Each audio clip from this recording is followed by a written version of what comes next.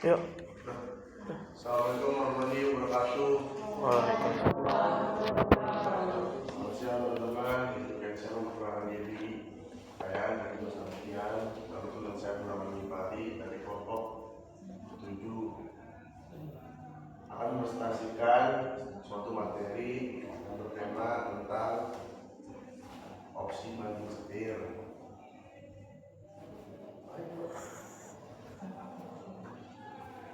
Pertama adalah pentingnya keputusan pivoting atau bertahan dalam perjalanan besar.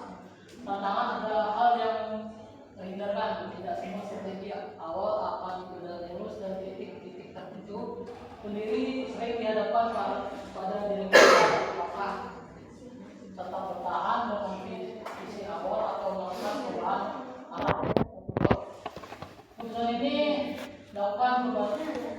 sangat penting karena bertahan menuntut keyakinan pada misi jangka panjang dan kemampuan untuk mengatasi hambatan sementara. Pivoting adalah langkah berani untuk menyesuaikan arah dan menemukan peluang yang lebih menjanjikan. Beberapa utama yang dihadapi startup daerah ini yaitu keterbatasan infrastruktur di negara berkembang seperti Indonesia, akses ke teknologi mutakhir dan sumber daya manusia berkualitas seringkali ditandai. Ini menghambat ekspansi bisnis terutama di luar kawasan perkotaan. Yang kedua, ketidakpastian ekonomi yaitu faktor eksternal seperti inflasi, peningkatan suku bunga dan situasi geopolitik mempengaruhi keberlanjutan startup karena investor cenderung lebih berhati-hati dalam mengambil risiko. Persaingan yang ketat yaitu dengan semakin banyaknya startup di berbagai sektor terutama di bidang teknologi seperti AI, e-commerce dan fintech. Persaingan menjadi sangat ketat. Hal ini memaksa perusahaan untuk berinovasi dan meningkatkan efisiensi operasional. Ini ada kekuatan dan kelemahan startup secara objektif, yaitu satu kekuatan yang A, agilitas dan kecepatan adaptasi, yaitu berbeda dari perusahaan besar, startup lebih cepat dalam mengubah strategi, menyesuaikan produk atau mengejar tren baru. Yang B, tim bersemangat dan berkomitmen. Pendiri dan tim awal biasanya termotivasi untuk mencapai visi perusahaan sehingga memiliki tingkat dedikasi yang tinggi. Yang kedua adalah kelemahannya yaitu kurangnya bukti keberhasilan di tahap awal. Sulit bagi startup untuk membuktikan kelayakan model bisnisnya, terutama jika pasar merespon lambat dari yang diharapkan. B. Persaingan dengan perusahaan lebih besar. Startup seringkali kalah dari pesaing besar yang memiliki sumber daya lebih banyak untuk mengadopsi atau bahkan meniru inovasi yang sama. C. Keterbatasan sumber daya, yaitu baik dari sisi finansial, teknologi maupun sumber daya manusia. Banyak startup memiliki akses terbatas yang menghambat ekspansi mereka.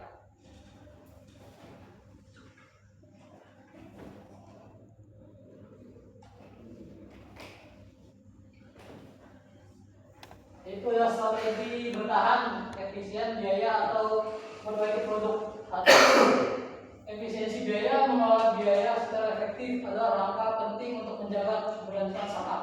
Satu, mengurangi pengeluaran non esensial, fokus hanya pada aktivitas inti yang memberikan nilai tambah langsung, contohnya mengurangi pengeluaran untuk pemasaran yang kurang efektif. Yang kedua, memperbaiki produk. Startup seringkali harus berinovasi dengan cepat untuk memperbaiki atau menyempurnakan produk mereka. Mendengarkan dengan baik pelanggan, menggunakan data pelanggan, memahami kebutuhan mereka dan memperbaiki produk. Yang kedua, prototyping dan iterasi cepat, menunjukkan baru produk dengan kata yang diinginkan oleh pengguna secara bertahap atau metode agile.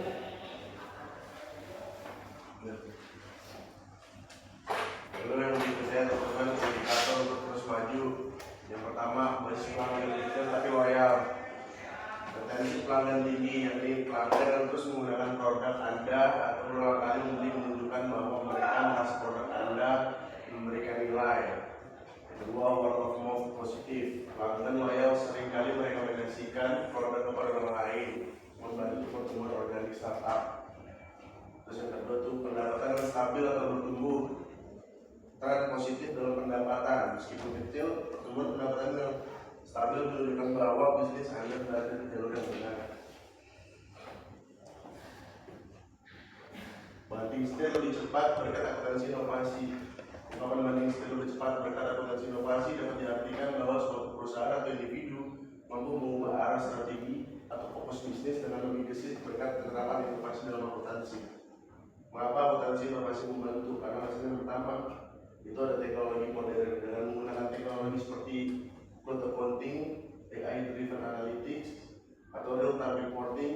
Keputusan bisnis dapat dibuat lebih cepat karena data tersedia secara langsung dan dapat berbagi. Lalu yang kedua rasanya ini analisis prediktif. Inovasi akuntansi memungkinkan perusahaan menggunakan data historis untuk memproyeksikan tren masa depan sehingga memudahkan perencanaan.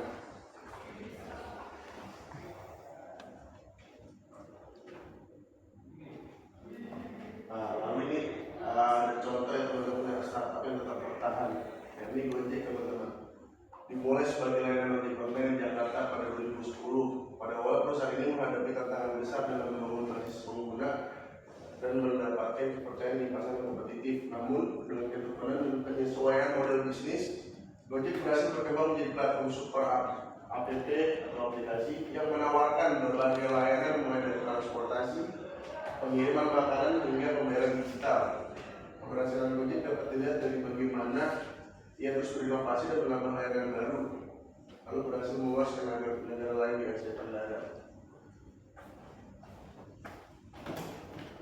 Lalu ini ya teman-teman ya, ada opsi strategis banting setir.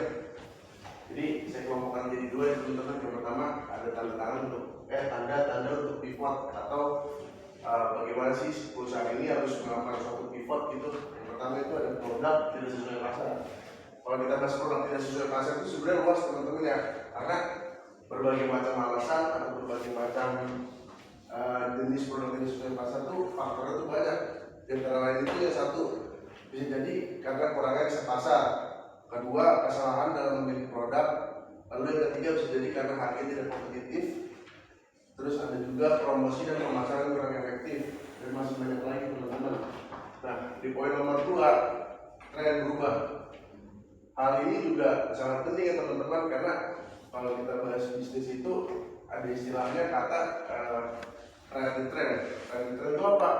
Jadi seiring perkembangan zaman, begitu pula teknologi teman-teman. Jadi kalau kita tetap punya usaha tapi kita nggak mengikuti tren yang ada, mengikuti masa mendatang, itu bisa jadi stuck teman-teman.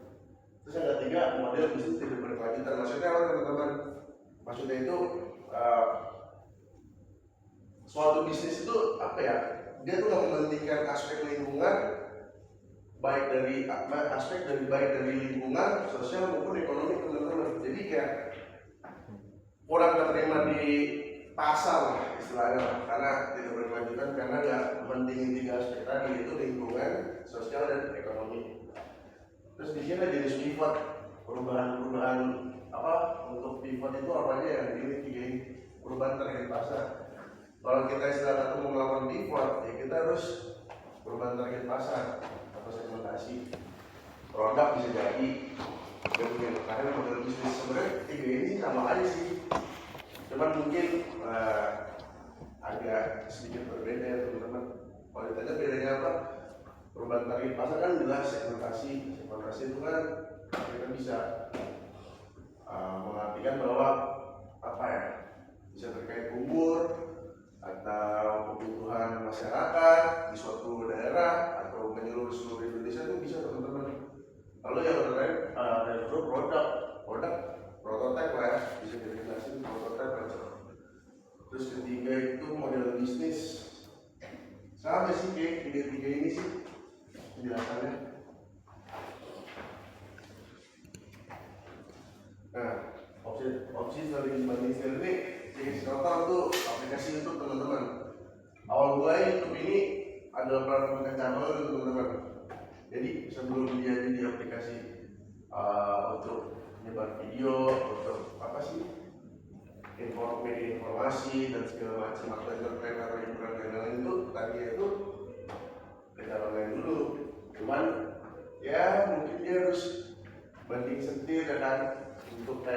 buat naikin engagementnya kan, makanya berani banget jadi media sarana untuk menyampaikan informasi ataupun entertainment gitu teman-teman.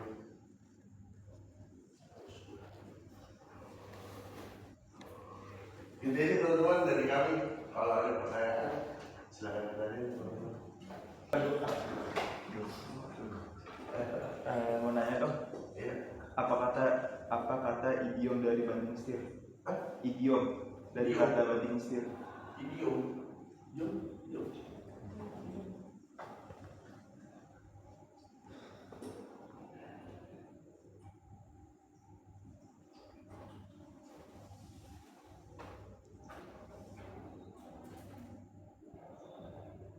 Maksudnya idiom apa sih? Gua kurang paham deh. Coba bahasa dispesifikin lagi sih.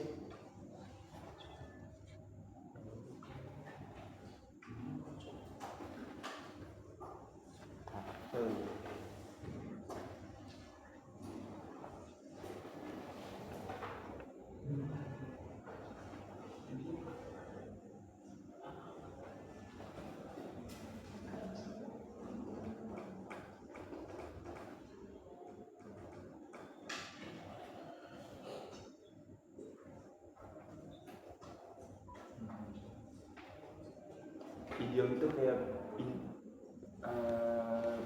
pindah bidang karir atau profesi atau usaha.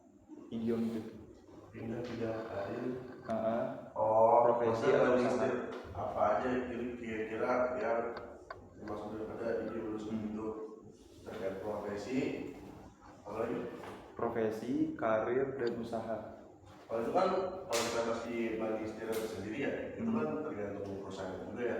Nah, misalnya kalau YouTube tadi itu kan namanya banting setir kan otomatis kan apa ya yang bilang ya, itu benar-benar hal yang berbeda dan nggak bisa mirip-mirip, itu nggak bisa, jadi harus benar-benar hal yang berbeda banget. Contohnya yang pertama, tadi gue jelasin ya, kalau kan itu kan platform kencan online, terus dia banting setir, jadi aplikasi share media informasi dan entertain. Itu kan dua hal antara platform kencan online sama share video informasi sama entertain itu kan sesuatu hal yang berbeda. Jadi maksud gua kalau hal itu sih tergantung daripada perusahaan tersebut sih. Dalam artian kalau udah mengambil strategi banting setir itu udah otomatis akan berubah total semuanya dari skala awal sampai skala akhir. Karena dari produk juga harus diubah, target pasar harus diubah, itu aja sih. Jadi pernyataan tersebut apakah ada yang mau diskusikan lebih lanjut atau tidak setuju dengan pendapat saya terkait banting setir itu harus total, harus semuanya diubah?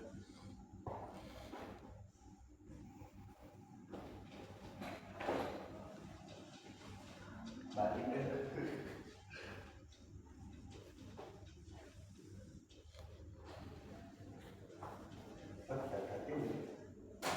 Ya, sekian dari presentasi kami pada hari ini. Assalamualaikum warahmatullahi wabarakatuh. Waalaikumsalam.